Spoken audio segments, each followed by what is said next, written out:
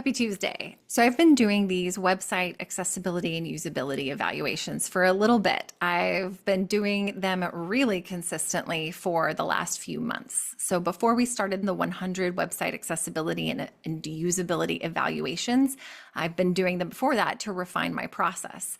As a result of doing more and more and more website accessibility and usability evaluations, I've learned, as you do, more and more and more about disabilities and how accessibility aids work and just how people interact with the web in general.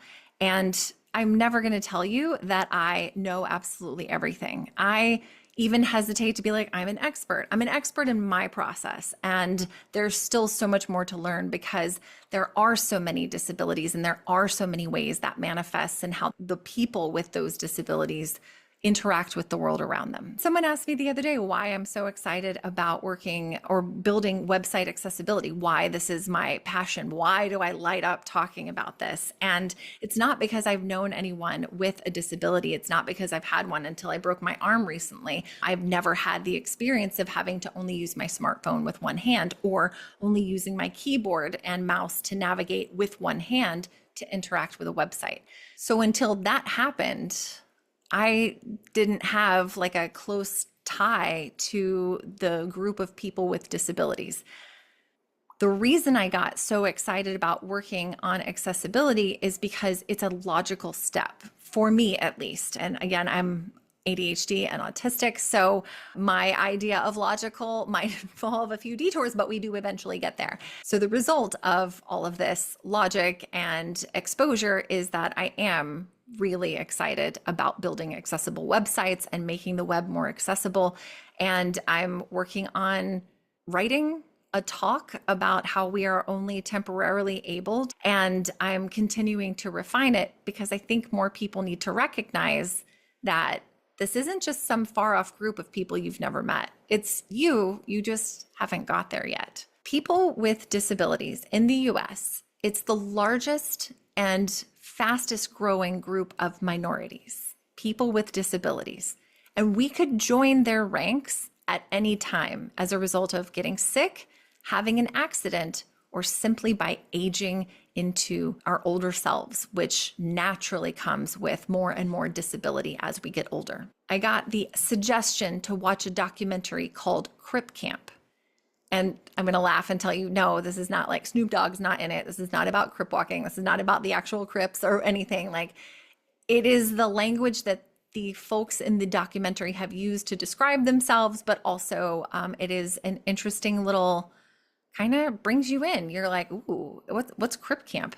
And essentially, and again, I really want to emphasize that I'm using language that was used in the documentary by people to describe themselves. It is not language that we would typically use today. My caveat is that they referred to themselves as cripples and handicapped folks. And that's hard to say these days because we've been trained not to. That is not the appropriate term to use for these folks. But in the day and age where this documentary kicks off, it is more than appropriate. So this documentary called Crip Camp, it was created in 2020. It's on Netflix. You should absolutely watch it. The documentary starts out at Camp Jened, which is a camp in the Catskills that was not like your typical summer camp that kids got sent to. It started in, I think, 1951, and it operated until 1977. And we, the audience, joined the group of folks at, I think, 1971 in the camp. So we're kind of seeing the first time people have a lot of like portable video gear. They're using some kind of what we would see as primitive technology to create videos. And one of the folks who is a primary character in these early videos is a gentleman that we see throughout the rest of the documentary and how he interacts with the world as someone who was born with spina bifida. And this means he's very active, got all of his cognition. His legs just don't work below the waist. So you see him as a child climbing up on things, like he finds a way to move through his space regardless of whether or not that space was created for him. So that was very, very interesting. You see these folks interact at the camp, and the most heartwarming thing about it was that they even said it in particular. If you're one of these kids, you're not going to get picked to join the team back where you were. Now, when we say one of these kids, the folks that are at the camp are folks of all different disabilities. So this kid has spina bifida, some other people have polio. So again, all their cognition, their bodies are just not working. And then we have cerebral palsy. Again, lots of cognition, but you cannot control the muscles of your body. It disables you. It does not mean that you don't want to do more. It means that you're physically not able to. And then you've got folks who are missing limbs, folks who have all sorts of neurological disabilities. Like, it's a group, okay? You see it and it's almost like it feels a little hard to laugh even along with their jokes, because we're not allowed to, as these normal humans who are moving around in the space, we're not allowed to empathize with these folks and all of the disabilities that they're dealing with. But that's not the case. So it brings a lot of humanity to understanding what disabilities are like, what living with them is like. And it was just really heartwarming to see that these folks really leaned in to support each other. So even some of the counselors had disabilities. And I think one part, it was literally like maybe 2 seconds of film at most, but they're playing baseball. And people who, I don't know what their disability was, but their legs don't move in the gait of a person who doesn't have this disability. There's folks who, again, there's this one guy who doesn't have legs, and they've got him, their arm linked with him, and they're dragging him across the ground to make sure he crosses the finish line. Like, it is some wholesome shit. You are going to be, I think, pretty excited. Hello, ma'am. Pretty excited, but also delighted by what you see. The rest of the documentary starts to follow these folks as they move into adulthood. So I think the first kid starts at like 15 or 17, like he's really young, and it takes him a while to graduate from high school and get to Berkeley. Now, Berkeley, California itself was always more advanced than the rest of the country in terms of meeting the needs of people with disabilities. And I don't know if that's just because there was money in the area, families that had money that could take care of their children and family members with disabilities. I'm not entirely certain, and I don't think the documentary explained that very well. But it is very interesting to see how they all start to transition and find themselves starting to congregate a little bit more in this area that enables them to live their life a little bit more freely with a little bit more autonomy than maybe their previous homes. And then we start to see there's this one chick, Jane Human. She's very early in the documentary. You see her organizing the kids at the camp. She is part of the camp of kids, but she's also like, she's very adulting at a very young age. She's just one of those organizer people. And she's like, all right, we have to fend for ourselves on this Wednesday. So like, who wants lasagna? Somebody said, oh, I don't want lasagna. So she organized a vote. It was great. And we kind of see this inkling of who she's going to become later in her life. And then we see folks growing up in their like early 20s in Berkeley. They're in college.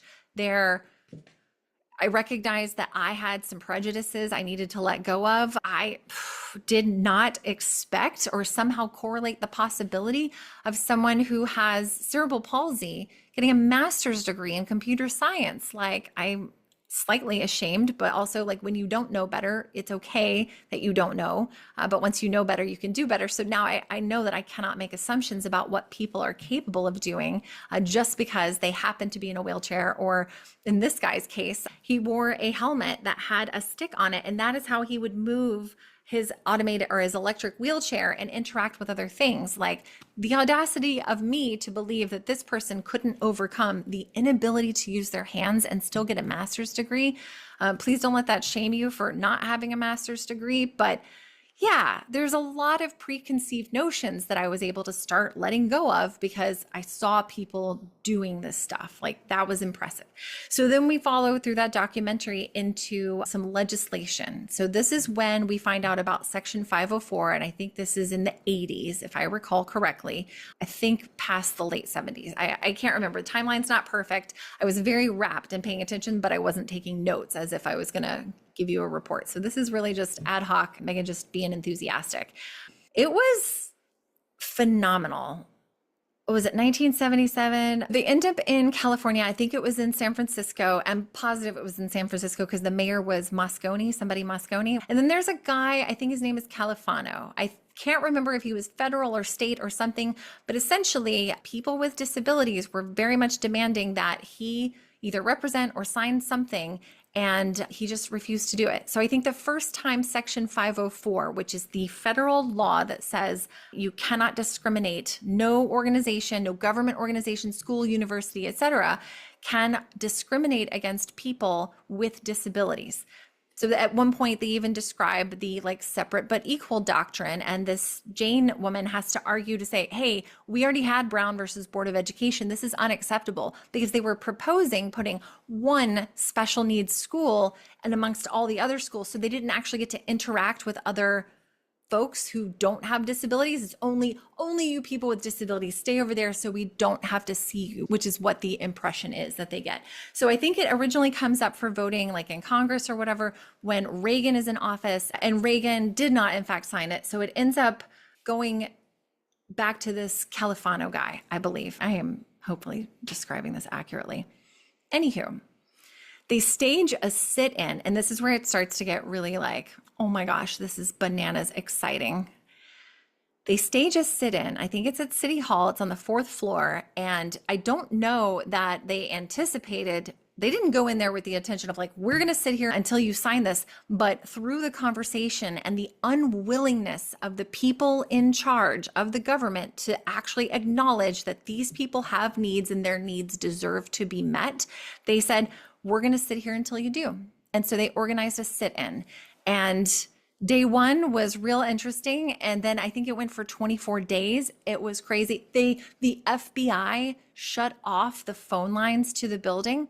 And it's so like amazing and heartwarming to recognize. They're like, that's okay. We have deaf people who speak sign language and they can communicate to each other about what we need inside the building for this sit-in. So they did try to get them out of there and prevent them from actually enacting the change that they were demanding. But the other heartwarming thing that was so beautiful is the Black Panther Party organized all of their meals. So they brought hot meals for dinner for everybody, but also left food, cold food for breakfast and lunch. Like this was real community organization, and something that I don't have the ability to quote directly, but was so meaningful to me was disability rights are equal rights. They're civil rights. They're basically us as humans, as part of this country, saying you cannot say I'm not allowed to participate fully in the American experience simply because I do not meet your expectations of what I'm supposed to be. Whether that's my skin color, my race, my religion, my beliefs, my gender identity, my sexual orientation, or my disability status. So this is before we had the Americans with Disabilities Act, the ADA. This goes back to Section 504. They did eventually get that passed, but only under, I think, Jimmy Carter. And then they mobilized and went to Washington. Now, this must have been in like the late 70s, because they also went to Washington. And you know who showed up? Not just all of the folks that they knew and people who had been born with disabilities, but the Vietnam veterans who were also disabled from getting their limbs blown off in Vietnam and like this very highly contested war. It was so meaningful and moving, y'all. And I bring all that up because that's what happened on Saturday. We watched that. We were both crying by the end of it. Like, this was so amazing to watch, so beautiful, and just so powerful to know that organizing, we can make a difference. All right. So keep that in mind. Sunday, I needed to go to an appointment, and my partner and I share one car. They took the car down to visit their family. And so I needed to take an Uber. I get into my Uber on the first leg to go to the appointment that I had. And what do you know? My Uber driver is deaf. How do I know? We don't make assumptions about what people are wearing or whatever, but she did start communicating to me in sign language and speaking at the same time, and then said, I'm deaf. And I said, oh, okay, cool. And I learned some of the ASL sign language that she was using. I learned that this, I think, means Starbucks. I'm pretty sure I've got this correct. That's very funny. And then I'm pretty sure I have this correct where this means busy. And I was like, oh my gosh. And then of course we commiserated about perimenopause because early 40s is ridiculous time to have it, but that's a different conversation altogether.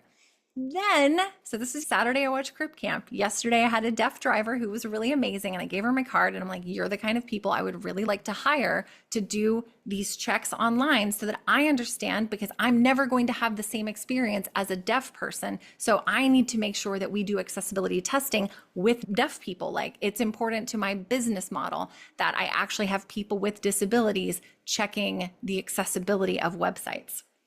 So, on top of that, this is something else that's really cool that happened. Sunday, John Oliver's main segment was about people with disabilities. Now, what I want you to take from this is a couple of things. One, awareness.